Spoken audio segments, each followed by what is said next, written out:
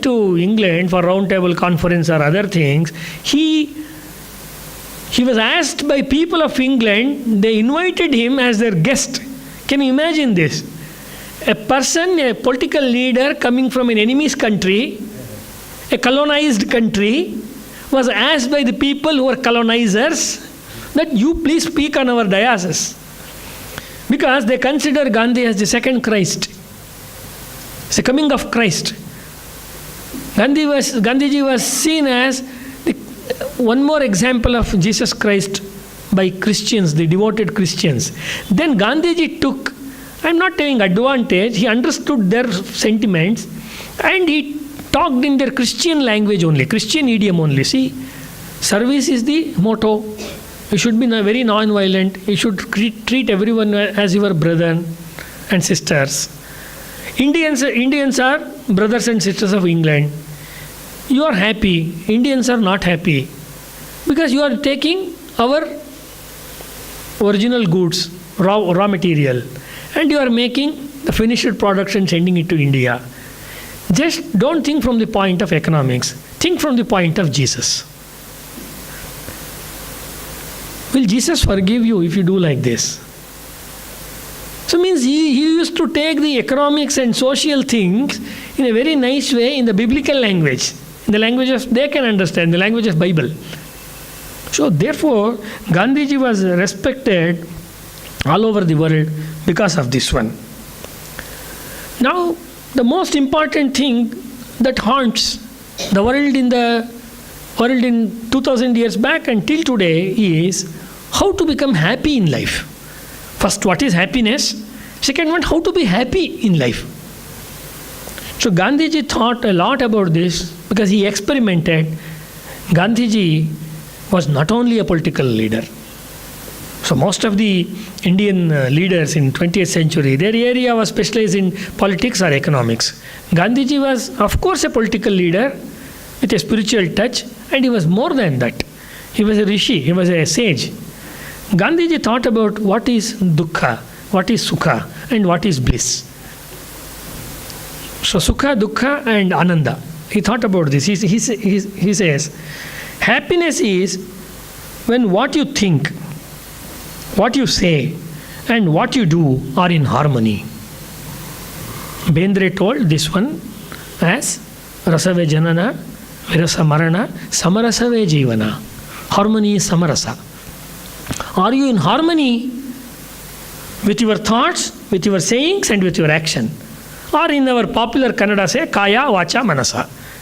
By kaya, by bodily, by vacha, by speech, speak, by your tongue, by manasa, by mind.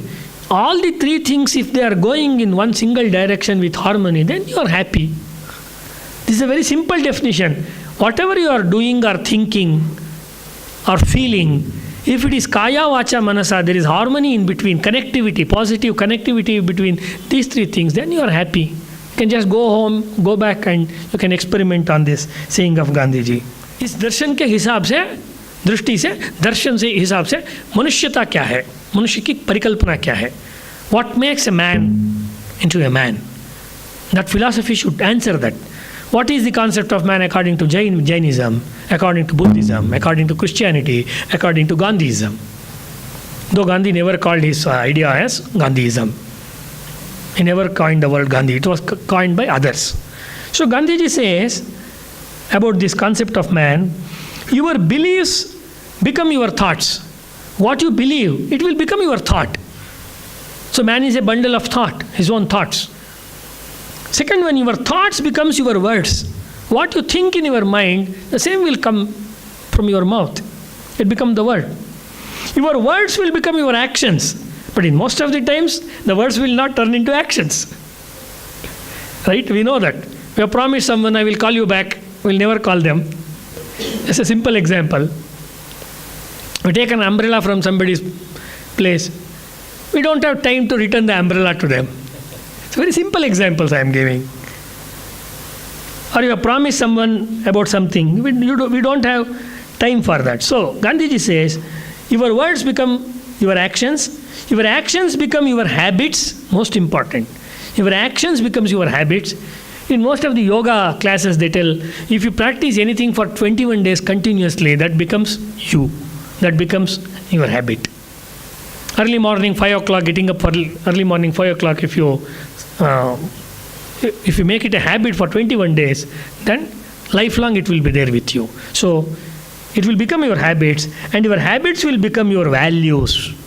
See how he is going in a very gradual manner from known to unknown. Asatoma Sadgamaya, Tamasoma Jyotirgamaya, Mrityorma Amrutangamaya. This is the philosophy of Upanishads. Same line of thinking is telling, he has started with very simple thing, belief. I believe. Like that. From there he traveled to thoughts, to words, to actions, to habits, and to values. So your actions will become habits, and habits will become value, and finally your values will become your destiny. So he started from belief till destiny. It is like a ladder. So in a ladder way he has given, like that he has given lot of things. The most important thing is, if you are truthful to yourself, you should not fear anybody. Should not, an inch of fear should not be there in your heart. So means one who has got a lot of courage is the true student of non-violence. Non-violence is not a weapon in the hands of people who are weak. It's a weapon in the hand of people who are strong actually. I am so strong, therefore I am non-violent. I am so strong, if you want to hit me, I will not hit you. That is the strength actually. So Gandhi says, hate is not the problem. Normally we say the problem is dvesha. Hate is the problem. Normally English language has become so clumsy. Even our kids, they told, if they don't want to eat curd rice, they will tell, I hate curd rice. The hate has become such a cheap word in English now.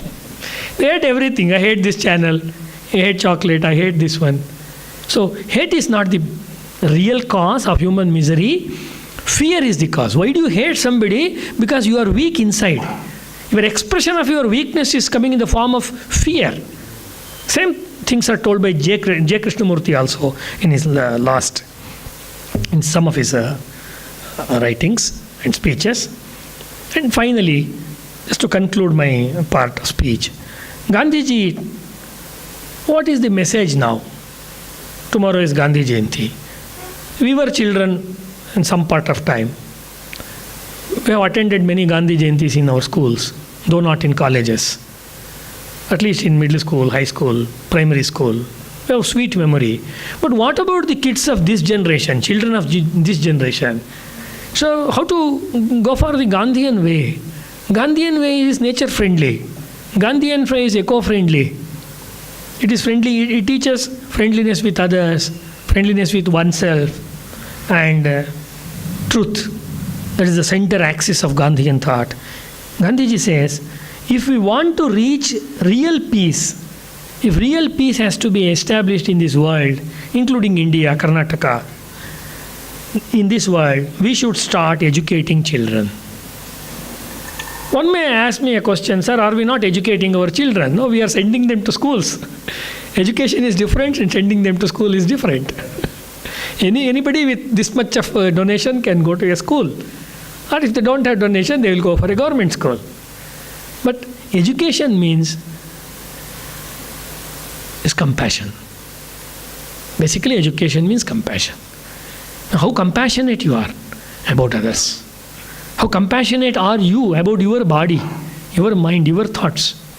If some bad thoughts comes to our mind, we should be worried. Why such a negative thought is coming to me? So then we will stop doing that and we will apply the same to others. Then our life becomes so beautiful. So finally, Gandhiji's most quoted saying or word is, be the change you want to see in the world. We'll be complaining always. Some of the times we'll be acting like complaint box. So this is not good, road is not good, lot of rain, trees have fallen, bus is not there, train is not, everything is a problem. We'll be keep on telling. Morning 1 hour, evening 1 hour. We will be full of lists of problems in our life, in public life, in our family life. So Gandhiji says, okay, stop there. Problem is there, no? You address it. Nobody is coming to solve this. As John F. Kennedy told, if you are a good citizen of America, you just think on one point, or just one line. When I came to this world, how America was. When I am dying now, when I am in my deathbed, have I contributed anything positively for the development of my country, my people? If you have done that, you are a patriot. One small change you can bring positively in the society, in the public life. So that is enough. So multiplied by thousands of people, lakhs of people, the country will grow. Similarly, Gandhiji told, be the change you want to be. Whatever the changes you want to. You are telling our environment is not good, environmental pollution is happening. Don't write articles. That's also a part of activity. But do something. Actual work, karma yoga. Do something. So Salomar Timmakka is the best example. Then most of the people writing and doing seminars on environment, sitting in AC rooms. So therefore, Gandhiji's message is very simple. Truth and non-violence, they are not invented by me. They are as old as sun and moon. They are as old as mountain and rivers. So whenever we are in confusion, we say in English, back to basics. So come back to Gandhiji. So that is the call in a world which is full of global warming and also global terrorism. So with these words, I end my speech, and I will thank all the officers of Indian Institute of World Culture for giving me an opportunity to speak on the topic Gandhi, the Mahatma. Namaskar. Friends, it's my privilege to propose a word of thanks, and we had a very enlightening lecture on Gandhi, the Mahatma. Just to recapitulate, so the seminal ideas of Gandhiji sinks deeper into our minds, his concept of trusteeship. And if you want to lose yourself in service of others, an eye for an eye and a tooth for a tooth. An eye for an eye concept, approach will make all of us blind. And then Einstein saying, scarcely it is possible to believe that such a man walked on earth. That was his comment when he heard about the assassination of the Mahatma. He considered English people considered him as second Christ. The truth and nonviolence, how it inspires others, turns enemies into friends. And his advice to English was, think what you're doing to India, not in terms of economics, what Jesus would have you do to India. What an idea he sowed, an ethical idea, practical ethical idea in the mind of the English. And happiness in life. Happiness is what you think, what you say, what you do. If there's harmony in this, there is happiness. And then about character building, what makes a man? What you believe, it becomes thoughts. Your thoughts becomes words. Thoughts and words become action, and these become your habit. And this habit will mold your values, and that makes your destiny. Your destiny is in your hands. Pure Upanishadic teaching practically applied. If you are truthful to yourself, you have nothing to fear. Real peace is to be established. Educate the children, and the true content of education is compassion. Very ennobling thoughts, and let's imbibe these values in our life. A very sacred occasion, Gandhi Jayanti. So, on behalf of the Institute of World Culture, I thank Dr. G.B. Harish for most enlightening talk. We are very grateful to you, sir, for the beautiful talk you have given. Thank you all very much. Thank you all for participating in the sacred function. Thank you.